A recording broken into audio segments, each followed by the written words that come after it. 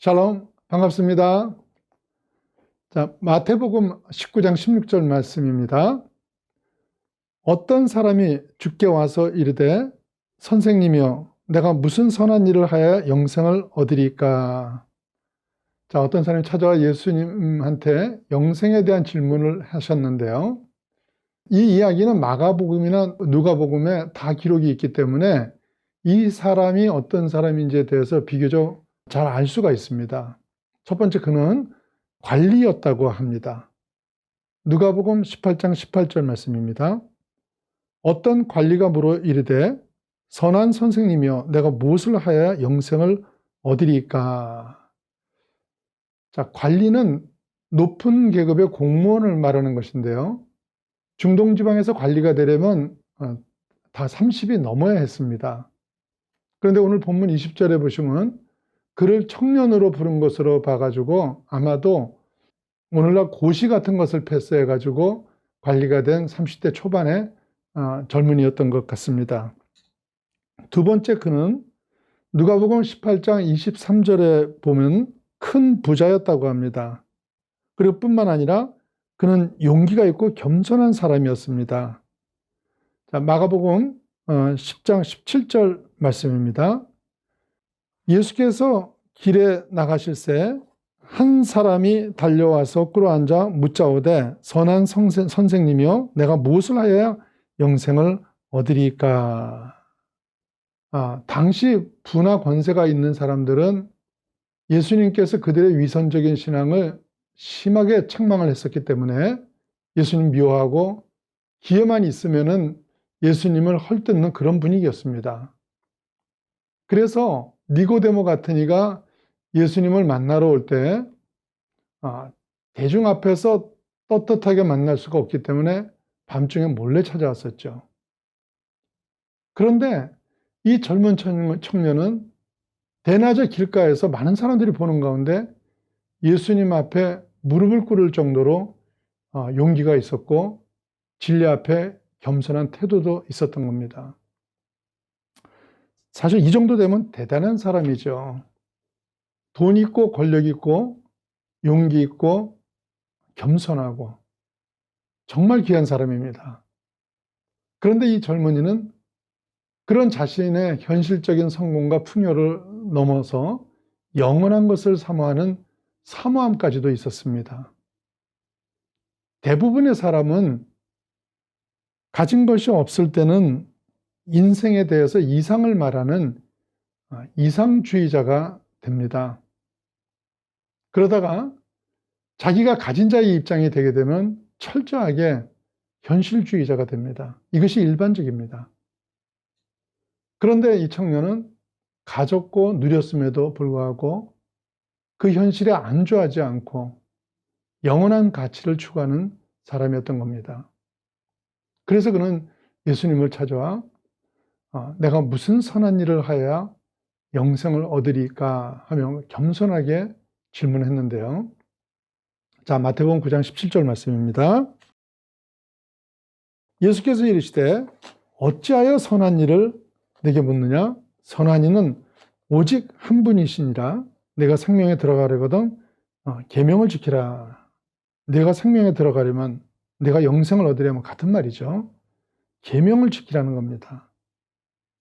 그러자 마태복음 19장 18절과 19절 말씀입니다. 이르되 어느 계명이오니까? 예수께서 이르시되 살인하지 말라, 간음하지 말라, 도둑질하지 말라, 거짓 증언하지 말라, 내 부모를 공경하라, 내 이웃을 내 자신과 같이 사랑하라 하신 것이니라. 자, 여기 나오는 말씀들은 제5계명에서 10계명까지를 말씀하는 거죠. 그래서 이런 일들을 다 하라고 말씀을 하셨습니다.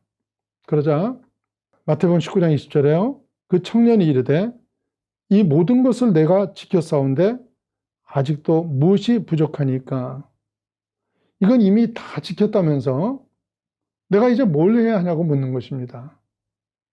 그러니까 이 청년은 열심히 살면서 내가 해야 할 일을 다 하면 영생의 사람이 될 것으로 생각을 하면서 이걸 다 지키며 열심히 산다고 살았는데도 뭔가 부족하고 마음이 공허했던 것입니다. 한마디로 모든 걸 다 가졌음에도 마음이 가난했던 것인데, 그런데 예수님은 이런 사람들을 깊이 사랑하십니다. 그래서 21절에 보시면요, 예수께서 그를 보시고 사랑하사. 그래서 이 깊은 사랑의 마음으로 이제 이 청년에게 진정으로 필요한 것을 가르치십니다. 자, 마태복음 19장 21절 말씀입니다. 예수께서 이르시되 내가 온전하고자 할진대 가서 내 소유를 팔아 가난한 자들에게 주라. 그리하면 하늘에서 보화가 내게 있으리라. 그리고 와서 나를 따르라 하시니. 자, 계명을 지켜라. 다 지켰습니다. 그러면 내게 있는 것을 팔아서 이웃에게 나눠주고 나를 따르라. 이렇게 말씀하세요. 그런데 그때 청년의 반응이 어떻습니까? 마태복음 19장 22절입니다. 그 청년이 재물이 많으므로 이 말씀을 듣고 근심하며 가니라. 근심하며 떠나더라는 겁니다. 그는 바르게 살려는 분명한 노력이 있었고 영생에 대한 간절한 소망도 있었습니다. 하지만 그는 영생의 자리를 떠나고 맙니다. 왜 그렇습니까?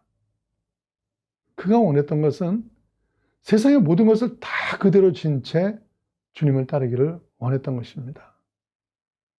그러나 주님이 원하시는 것은 그가 가진 것을 버리고 주님을 따르라고 합니다.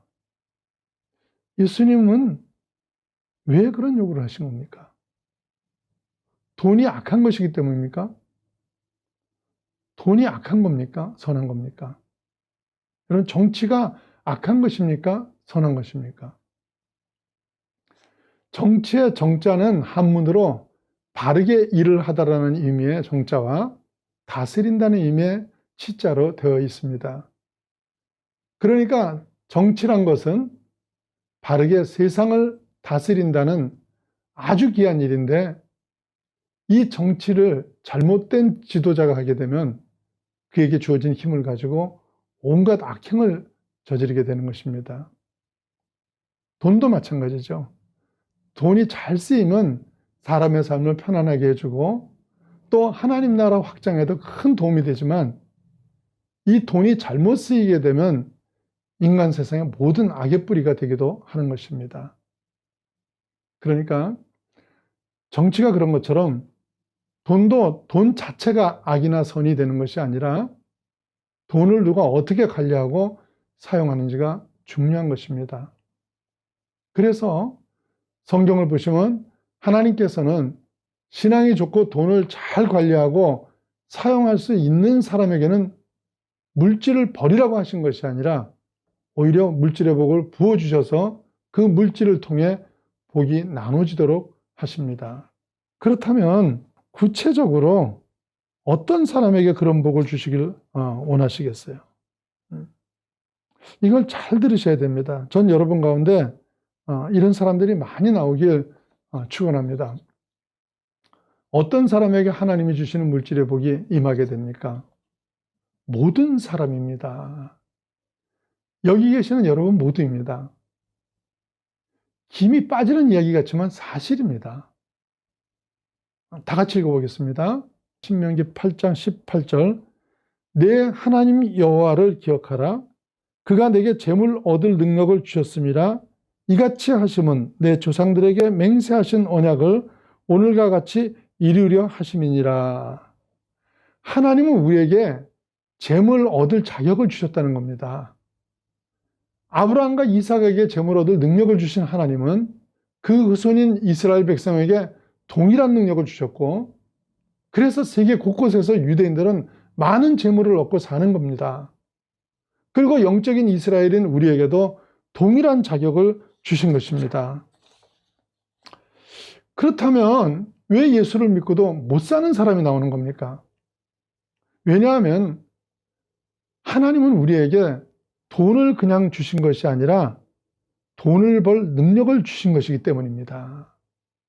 그러니까 그 능력을 어떻게 발휘하느냐 하는 것은 저와 여러분의 몫인 겁니다.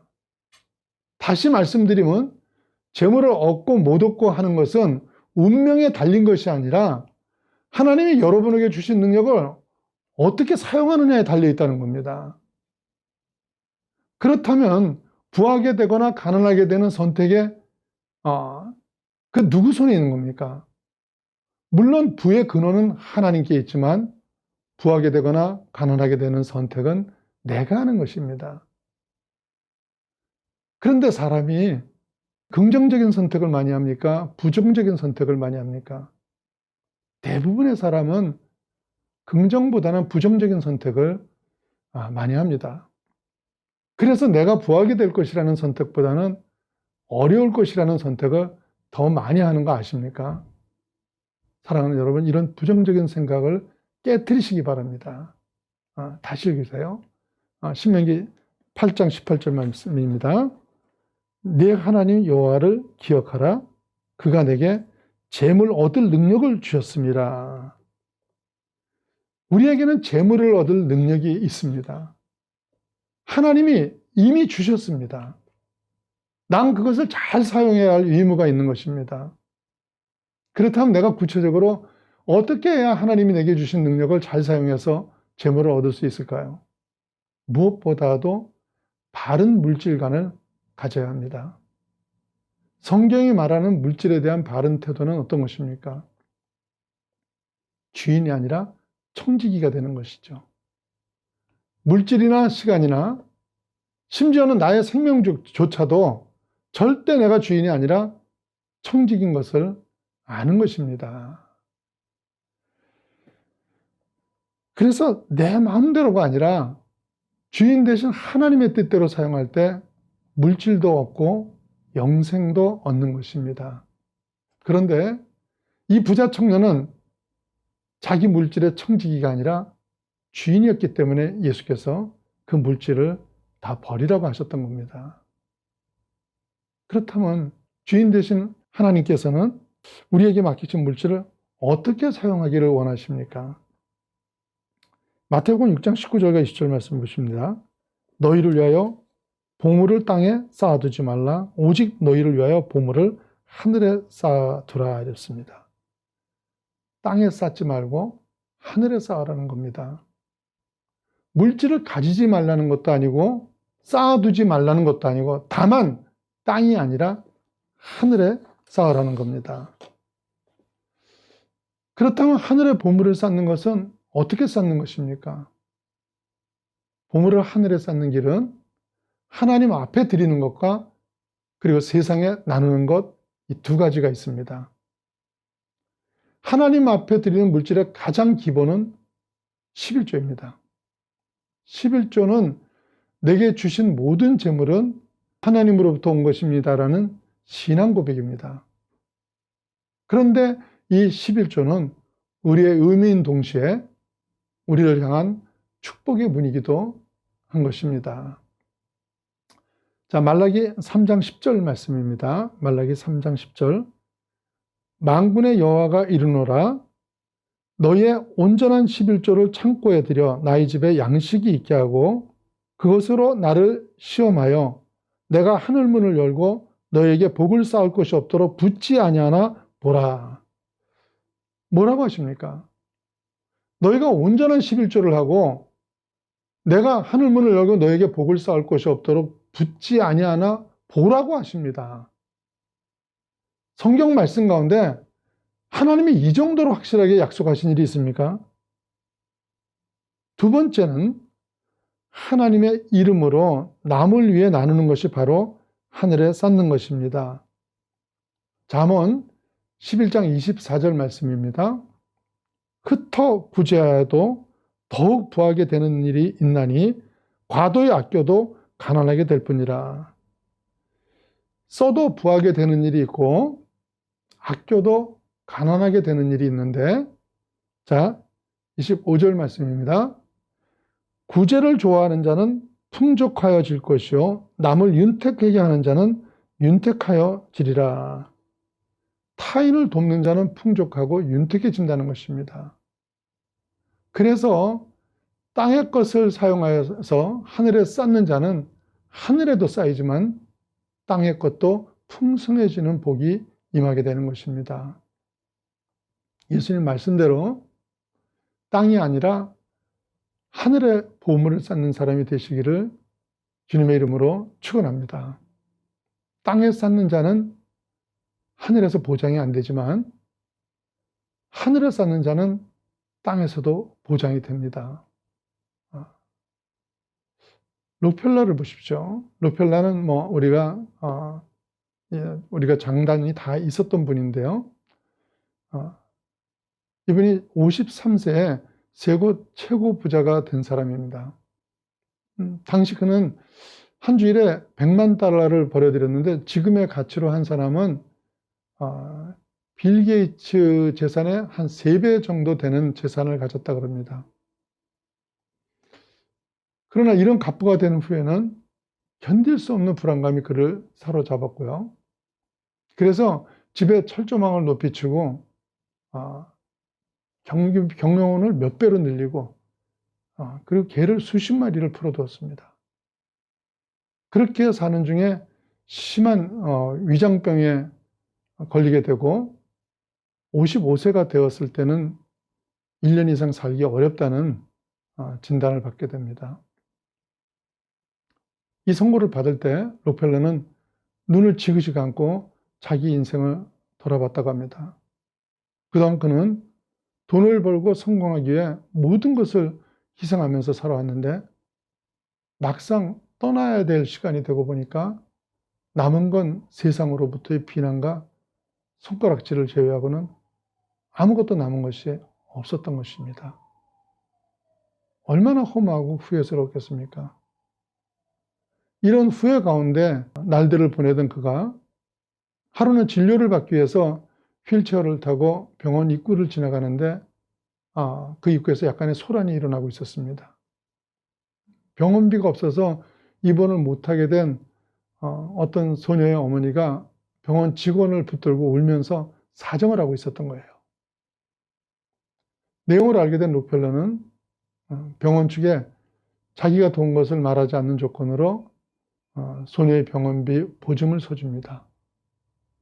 그리고 얼마 후 은밀히 도왔던 그 소녀가 기적적으로 회복이 되자 그 모습을 조용히 지켜보던 록펠러는 얼마나 기뻤던지 나중에 자기 자서전에서 그 순간을 저는 살면서 이렇게 행복한 삶이 있는지 몰랐습니다 라는 표현을 했습니다. 그 외에 이제 몇 가지 계기가 더 더해지면서 그는 나눔의 삶을 작정합니다. 그리고는 땅에 쌓아두었던 가치를 하늘의 가치로 바꾸기 시작합니다. 학교를 세우고 선교를 하고 교회를 위해 돈을 내놓았는데 그가 건축한 지어준 교회가 몇 개인 줄 아십니까? 자그마치 4,928개의 교회를 건축했습니다. 이런 삶을 사는 동안 신기하게도 두려움이 사라지고요. 그리고 그는 98세까지 선한 일을 하면서 행복한 생애를 보냈습니다. 오직 땅에만 모든 것을 쌓을 때 그는 무자비한 사업가로 사람들에게 기억이 됐지만 땅의 것을 하늘에 쌓기 시작하자 그는 세상에서 가장 자비한 자선 사업가로 남게 된 것입니다. 땅에 쌓을 때는 생명조차도 잃을 지경이 되었지만 땅의 것을 하늘의 것과 바꾸자 하늘의 것은 물론 땅의 것까지도 넘치게 얻는 자가 됐던 것입니다. 신명기 8장 18절 말씀 다시 한 번 더 보죠. 내 하나님 여호와를 기억하라. 그가 내게 재물을 얻을 능력을 주셨습니다. 나에게는 재물을 얻을 능력이 있습니다. 하나님이 이미 주셨습니다. 난 이것을 잘 사용해서 하나님의 약속이 옳다는 것을 증명할 의무가 있는 것입니다. 하나님 말씀대로 땅이 아니라 하늘의 물질을 쌓는 바른 물질관을 가십시오. 그러므로 인해서 하나님이 주신 모든 재물을 얻는 능력이 여러분에게 역사하시기를 축원합니다. 여러분의 물질은 하나님을 위해 사용하는 겁니까? 사용하십니까? 아니면 물질을 얻기 위해 하나님을 이용하는 사람입니까? 아무것도 보장이 안 되는 돈을 위해서 하나님을 외면하는 그런 미련한 사람이 되지 마시고요. 오직 하나님만을 주인으로 삼으시고 땅의 것을 이용해 하늘의 보물을 쌓으시는 지혜로운 자녀 되시기를 예수님 이름으로 축원합니다.